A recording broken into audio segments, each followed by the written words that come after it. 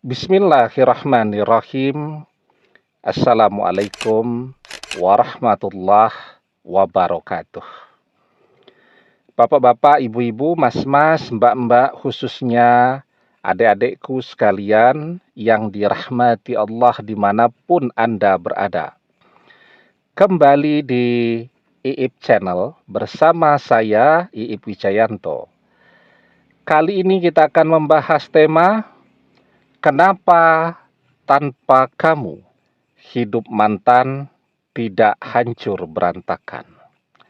Ada tuh ya yang pernah bertanya ke saya, Ustadz, kan doa orang yang terzolimi, dikhianati itu adalah doa yang mustajab. Saya mendoakan mantan suami saya itu agar hidupnya hancur berantakan.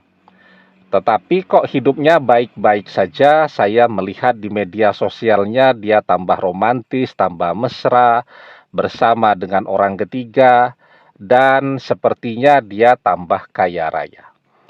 Terus saya tanya ke dia, apakah ibu pernah melihat realita keadaannya secara langsung? Tidak pernah, karena dia pindah ke kota yang lain. Oke, saya bilang, ketika orang menggunakan media sosial, umumnya, ini kan media sosial kan akan dilihat oleh teman-teman SMA, teman-teman kuliah, orang-orang di kampung halaman, dan seterusnya ya. Kita kan tidak mau kelihatan di media sosial itu kalau kita gagal. Apalagi kalau hidup kita hancur berantakan. Maka umumnya orang akan menggunakan media sosial itu untuk mencitrakan dirinya sukses, berhasil, kaya raya, bahagia, dan seterusnya. Itu yang orang lakukan di media sosialnya. Ya, kan malu. Kalau kemudian di media sosial dia mengeluh, ya, dia curhat bahwa setelah berpisah dengan kita hidupnya hancur berantakan, dia tidak punya apa-apa, dan seterusnya dan seterusnya. Nah, jadi itu kalau yang kita lihat di media sosial, ya cuman yang sukses-suksesnya saja. Orang untuk mendapatkan foto agar kelihatan bahagia di media sosial butuh waktu berapa lama? Paling lama 3 menit, ya. Foto, selfie, senyum, diedit sedikit, posting. Sudah kelihatannya bahagia. Ya, tetapi realita apa yang betul-betul dia rasakan, itu kan yang tahu cuman dia. Tapi ada satu rumus yang sangat menarik ya. Bahwa ketika seseorang berusaha keras untuk mencitrakan bahwa dirinya bahagia, sesungguhnya dia sedang tidak bahagia.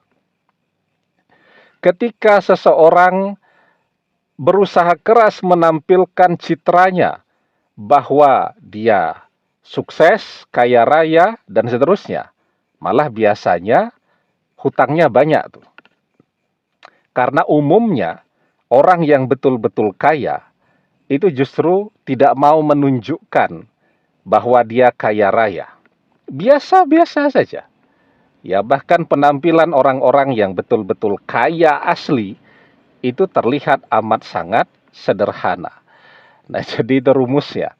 Kalau dia berusaha menampilkan kesuksesannya habis-habisan pada saat ini, biasanya realitanya justru bertolak belakang.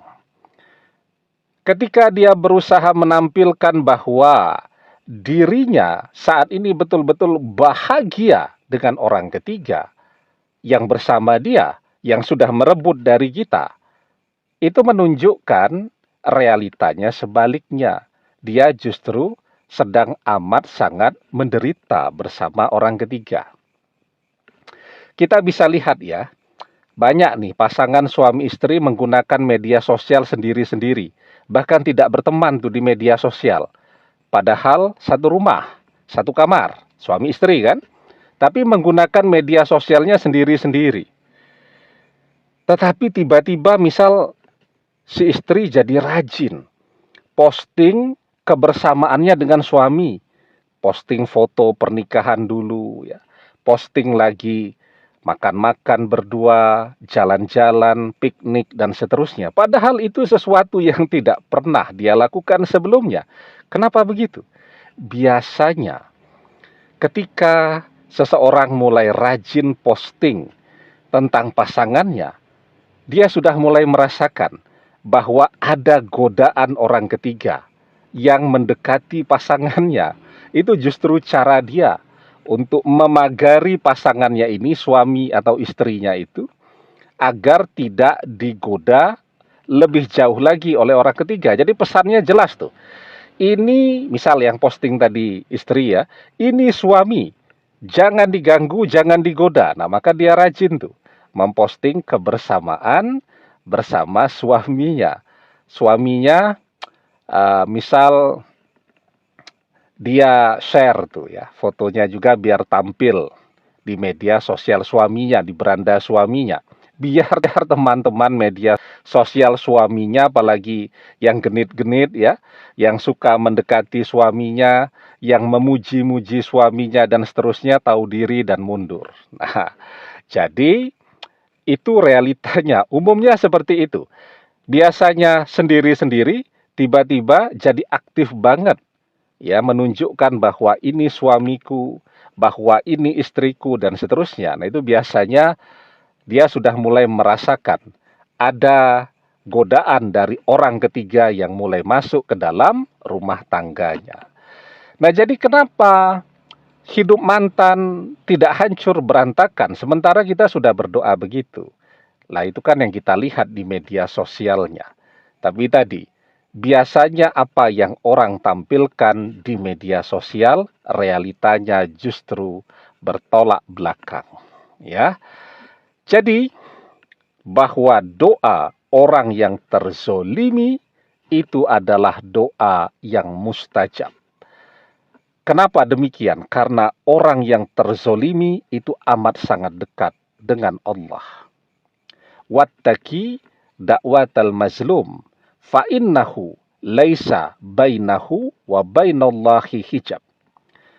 Takutlah dengan doa orang yang terzolimi, karena sesungguhnya tidak ada hijab antara dia dengan Allah. Ya. Jadi apapun yang menjadi doa orang terzolimi itu akan kejadian. Ya. Walaupun tidak dia perlihatkan di media sosialnya. Tetapi kalau kita melihat media sosial tadi lebih teliti, sebenarnya orang yang betul-betul bahagia dan berusaha mencitrakan dirinya bahagia, itu akan sangat terlihat perbedaannya. Senyum yang betul-betul bahagia dengan senyum yang terpaksa, itu juga akan bisa terlihat dengan sangat jelas kalau kita melihatnya dengan lebih teliti. Demikian, semoga bermanfaat. Wallahu a'lam bissawab, billahi taufik wal hidayah. Assalamualaikum warahmatullahi wabarakatuh.